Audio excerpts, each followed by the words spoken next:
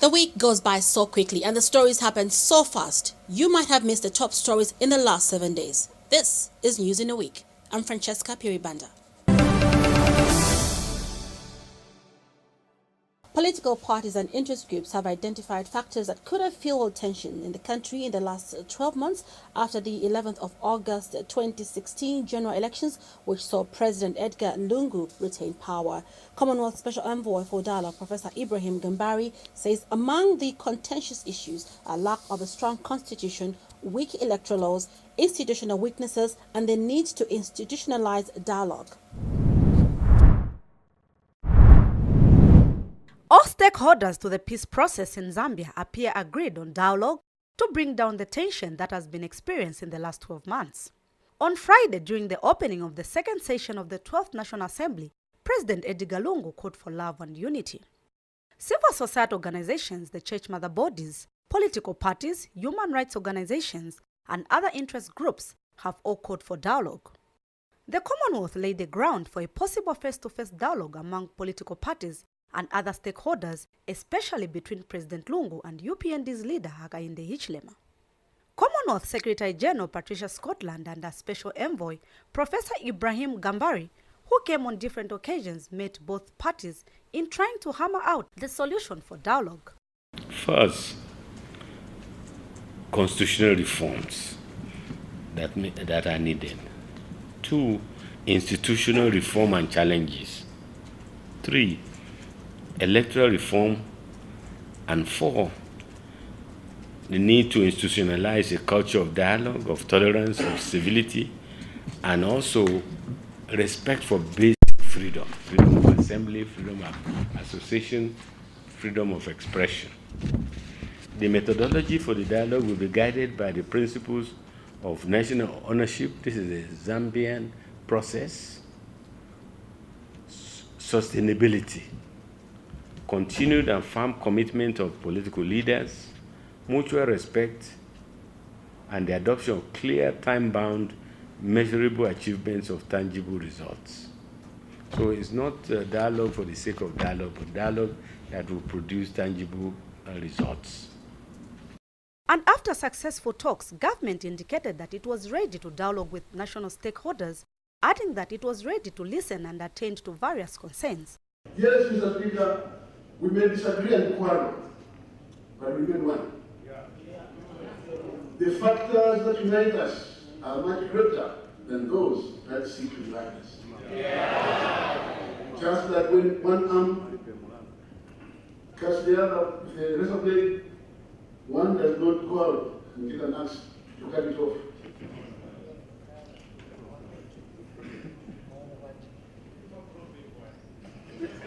We may disagree and quarrel, but we remain one. That is fundamental. Therefore, Mr. Speaker, the spate of acts of arson and sabotage, hate speech on social media, and other injurious acts against others are an assault on ourselves. No iota of explanation, Mr. Speaker, can justify what we've experienced in the recent past. On the other side, the opposition UPND and other political parties were set to engage in a meaningful dialogue with all political players. Well, I think so far so good. We are happy the process seems to be going on well, what I can say, and we hope this dialogue process, I think, bears fruit, and we are looking forward to that as UPND. But the question that has remained unanswered, which begged an answer, is who should initiate dialogue among political parties? Diamond News talked to different stakeholders, and this is what came out. And we must see action. I have always said that, to bring about peace, it requires a stronger person to demonstrate the greater humility. Right now, the president has power and authority. It is well within his power to say, I will make myself available to meet one-on-one with those who oppose me. The Young African Leaders Initiative would like to call upon President Edgar Lungu to take leadership when it comes to the dialogue that is supposed to take place. Why we are calling upon leadership from President Lungu is that he's a person who has been elected by the people of Zambia to lead this country. And he cannot be waiting for the opposition or any other facilitator appointed by even the Commonwealth to take leadership. But otherwise, the process has started. The man just left yesterday, he's coming back, and then he will prepare a roadmap, a program of action, then it moves on. Gwendolyn Muchenga, Diamond News. The fight against illegal land allocation cannot be overemphasized. Lately, the country has witnessed a number of people selling land to unsuspecting buyers illegally. Bwanamkubwa constituency is among the areas that is facing that challenge. Area Member of Parliament Jonas Chanda has since warned those allocating land illegally. Dr. Chanda says people allocating land illegally risk being visited by the law. About 5,000 old regiment residents are under threat of being evicted from the area by an alleged investor, but the MP has assured them of their safety. Meanwhile, Dr. Chanda also warned Triple V investors, a local contractor, and other local contractors against doing shoddy works. Some local contractors. This lazy work ethic among some Zambian local contractors is so unfortunate. We cannot develop when local contractors are lazy, they just want money and you have to push them. So that's why I've been very, very tough on some of them and calling on termination of some contracts. You see, you are better off sometimes giving a Chinese to construct something and people benefit, rather than a local contractor gets the money, they run away. You know, so we will not play it easy on the local contractors. They have to up their game. We want them to be supported, but they also need to improve their work ethic, their attitude, and the product of their work. After water interruption for 4 days, Lusaka residents will from the 21st of September start experiencing low supply of water for 86 days because of major works at Kafua's Islander plant. The works are the first major works to be undertaken since 1970 when the Islander plant was built. Lusaka Water and Storage Company Managing Director Jonathan Kampata says after the 4-day water interruption, Lusaka is expected to receive reduced water supply due to the maintenance of one of the water tanks at the plant. He says the water supply to various areas will be restricted with priority given to places such as hospitals. I wish to inform our customers that there will be an interruption of water supply for the next 4 days, which is beginning to today, 21st September 2017. This will occur from 7 hours to 18 hours. This is the time in which the contractors will be working at the intake. Water production will actually resume after 18 hours up to the next morning around just before 06. Despite the water production, we won't be able to supply the water in the mornings. And just to give you in summary, the works that will be done, they involve the rehabilitation of the raw water intakes. This will involve isolating the 4 individual sumps. This is where the pumps are, in order to do the maintenance. The maintenance will also be done on the penstocks and the valves, and also installation of the curtain wall and the mechanical screens. So this is the first part of the works. Thereafter, from the 22nd of September, for the next 86 days, the plant will run at reduced capacity. As at any one time, only 2 of the 3 pumps will be operational. Because we're going to be working on 1 pump at a time. So this means that there will be reduced water supply into the city. The soccer businessman Trevor Ngandu, popularly known as Uncle T, has reaffirmed the safety of his cocktails known as Chikap.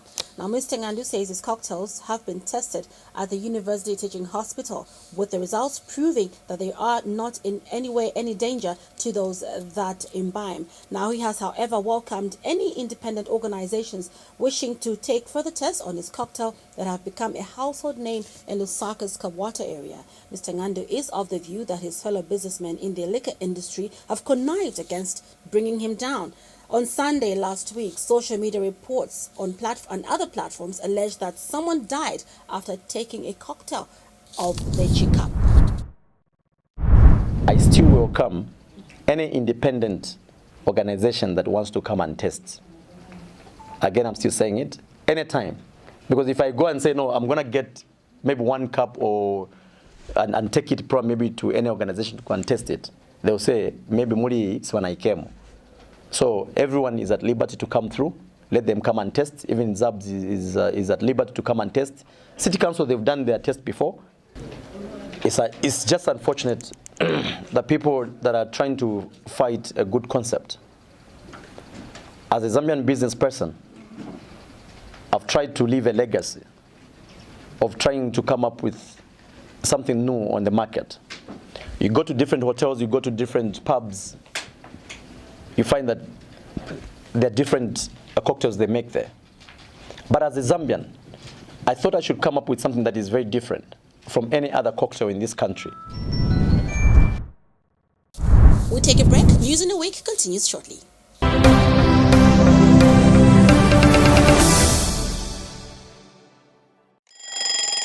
It's breakfast time. Breakfast is the most important meal of the day. We've all heard the cliche. Fortunately for you, that is a yummy fact. Set the tone for the day. Choose to feed your mind, body, and soul with the healthiest of breakfast right here on Diamond TV. Join me, Chacha, and the Diamond Squad every weekday from 06:30 to 8 a.m. as we cater to your breakfast needs. Now imagine a breakfast that you can visualize. The best of news, the latest of entertainment, the best of sports, current affairs packaged in 2 hours of great entertainment every day. Serving you with information, keeping you nourished with knowledge on issues that matter to you.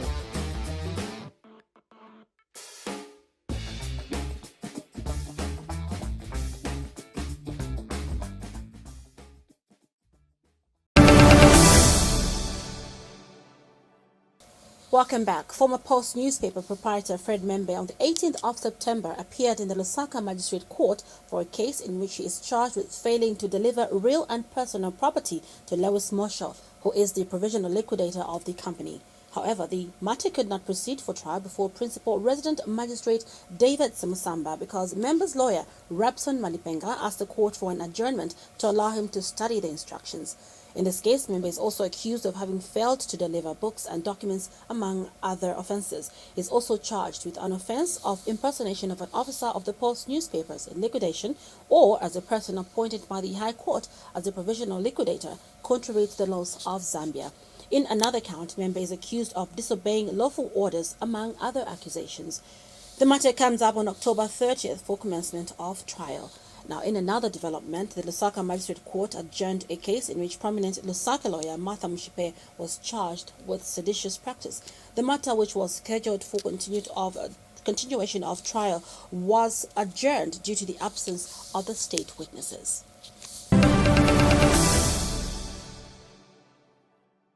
Some opposition members of parliament fired questions after local government minister Vincent Mwale presented to parliament a ministerial statement justifying the best evaluated bidder for the supply of the 42 fire tenders at a cost of 42 million United States dollars. Mr. Mwale presented an unsolicited statement to members of parliament following an outcry from some sections of the public over the cost of the 42 fire tenders. He said Grandview was the best evaluated bidder to supply the 42 fire tenders. ZPPA has the appeals within 2 weeks and rendered its decision thereafter, dismissing the appeals for lack of merit. ZPPA also informed the ministry to proceed with its award to Grandview. Mr. Speaker, some companies also made an appeal to Anti-Corruption Commission. But this justification did not sit well with some members of parliament who alleged corruption in the process. Honorable Minister, I would like you to be very clear and categorical and sincere in your response. Honorable Minister, are you not aware that this particular project of procuring fire tenders was supposed to be financed by donors, and that immediately they realized what the government had done, the donors withdrew? Are you not aware? Mr. Speaker, I do not have that information. Minister, in these hands of mine, I'm holding a document which I'll lay on the table for you to see the glaring irregularities that occurred in the process of procurement of these fire tenders. I want you to confirm, first, whether you are averse for His Honor, Mr. Speaker, to constitute a committee, preferably from the Committee of Economics Affairs, to do a thorough oversight function on this particular procurement, because we know that since 2012, this Grand View had just been incorporated. We know that. Grand View had just been incorporated in 2012, and the rules in ZPPA are very clear that participation in supply of government purchases, such as this one, must have a company that has been at least registered 3 years prior with a track record. And if you may, just to add to that question, are you aware that government actually lost an arbitration case in Cape Town, where the claimant Abion, who you mentioned, and 2 other bidders took government and Grandview to court of arbitration? And as it is, this document is an award document to Abion, which stipulates all the flaws that happened in this procurement of 42 fire tenders.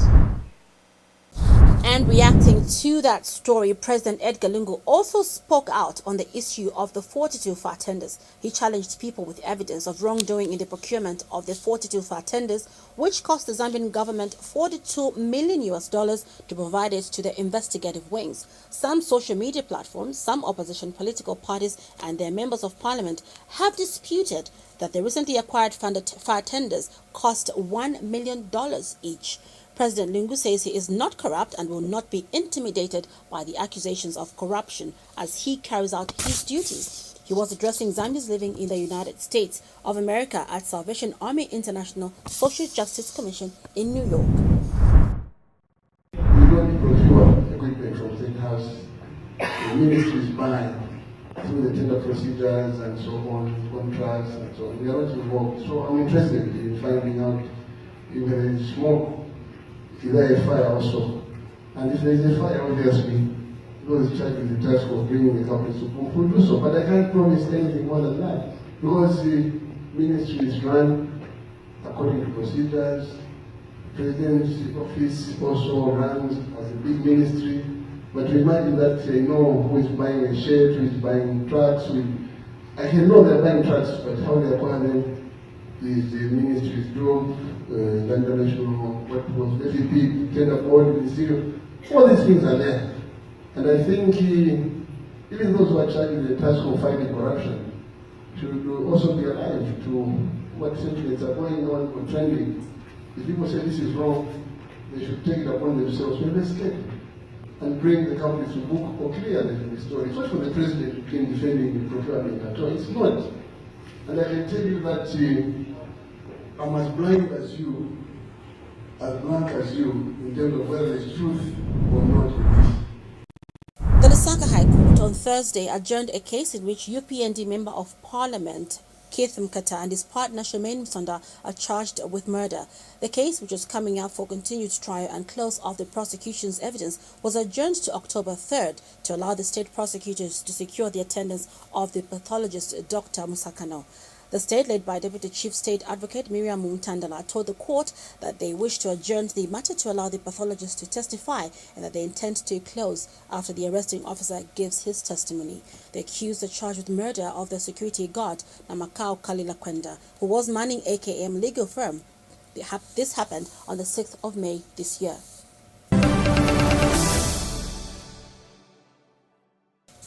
The International Monetary Fund deal will not be concluded anytime soon. Now, this is according to international trade expert Trevor Simumba.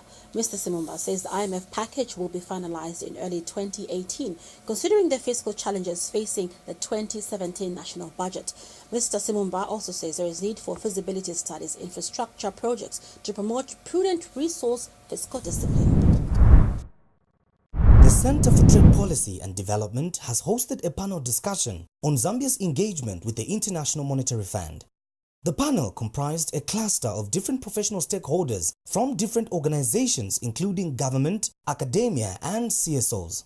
One of the important issues that dominated the discourse is Zambia's expenditure pattern, which international trade expert Trevor Simumba says calls for concern. You find that spending in 2017 has gone up. Again, this year, we are going to have supplementary budget. It's coming in this session. Wait for it. I'm not too sure of the figures yet, but I know. And that is why the IMF program, I was listening on radio as I was driving here, the PS has confirmed the IMF program is only going to be looked at in October. And he said, reason being, two issues. Number one, spending, which is linked to the fiscal deficit. We're still struggling to deal with the fiscal deficit. And then two, the debt, the accumulation of debt, including the arrears to domestic suppliers of goods and services. A senior researcher from Zambia Institute for Policy and Analysis, Cesar Cello, submits that the IMF deal is a want and not a need for Zambia. They make your life better. If you ask me, a cell phone is not something that will kill you if you don't have it, but you might want a cell phone because it improves your welfare. Same thing as a computer. But when you look at things like food, water, clothing, shelter, healthcare, and things like that, a number of the things that civil society advocates for, those are actually needs because welfare becomes so drastically low if you don't have them that it can actually lead to death. Right? If you don't have food, for example, you will die. Now, applying these principles to the IMF, do we need an IMF? No, we do not. We have been surviving without the IMF already. We are a sovereign state, and we do have internal systems that help us to go along. Do we want an IMF around? I would put it to this gathering that yes, we want the IMF around, because as I'll show a little bit later, it makes life a little bit easier, it makes welfare a little bit more bearable for Zambia if we... Economics lecturer from the University of Zambia, Dr. Ngandwe Chiselebwe, has also called for restructuring of domestic economic policies. It's important if we look at all aspects that can help us bring a realistic balance between import and export. And in this, we are talking about promoting domestic production as much as possible and reducing exports as much as possible. Diamond TV News, Wenson Mavor. In your sports, National Rugby League defending champions Red Arrows Club are confident that they will win this season's league. Arrows are 8 points behind league leaders Kitwe Playingfields, KPF, who are on 58 points, although the Kitwe outfit have played 2 games more than Arrows. Arrows coach Mwamba Chimba, however, says the league has been very competitive with a number of upsets. No team has been able to oust Red Arrows from supremacy for the last 4 seasons. The Mwamba Chimba tutored side are second on the rugby league table, having played 11 games so far this season. Their only loss came in week 5 against league leaders Kitwe Playingfield. Arrows coach has not given up hopes of a record 5th National League title. Oh yes, we are in a very good position and we've got 2 games in hand. They are leading with 56 points, but we can still catch them, even surpass them. Teams are improved. It hasn't been easy, even for us to be on the 2nd position. It hasn't been that easy, and I see a very tough coming weekends. Captain of the side Kagwe Musonda says the league has continued to grow in competition. The outside centre notes that KPF have been one of the best performers this season. I can't say it hasn't been very competitive, but it's been hard. You have to win for each and every game we play. For every win, we've achieved at least a bonus out of everyone. So we're hoping to finish up as good as we have. KPF have really come out this year. For them to be on top of the league, it wasn't easy.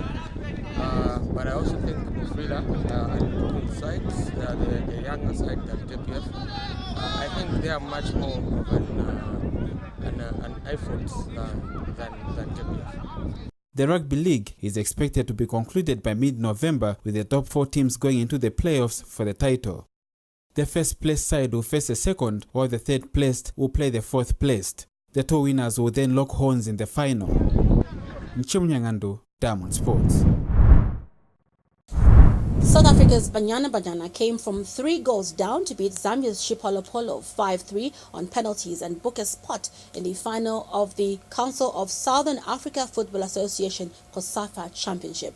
Zambia controlled play most of the first half and went into the break with a 2-0 lead, courtesy of Barbara Banda, a header, and Grace Chanda's strike. They added a third in the early stages of the second half after Rhoda Chileshe penalty miss 7 minutes after the break. South Africa, however, dusted themselves and pulled one back after bad defensive work by the Zambian defense.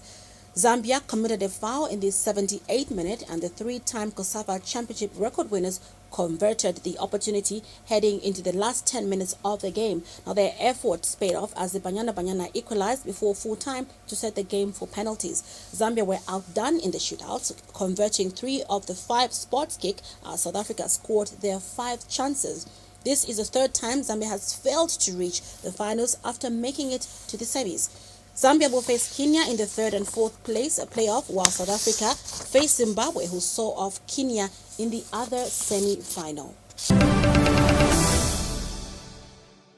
Let's now take a look at some of the stories that have been trending on social media and how far they reached our audience. So Lusaka prophet claims resurrecting 6. This story reached 11,734 people with 64 comments, as you can read some of them showing on screen right now.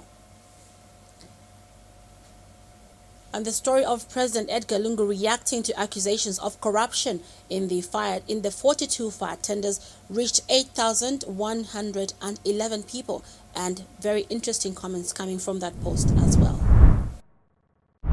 That's it for News in a Week. On behalf of the entire newsroom, thank you so much for watching.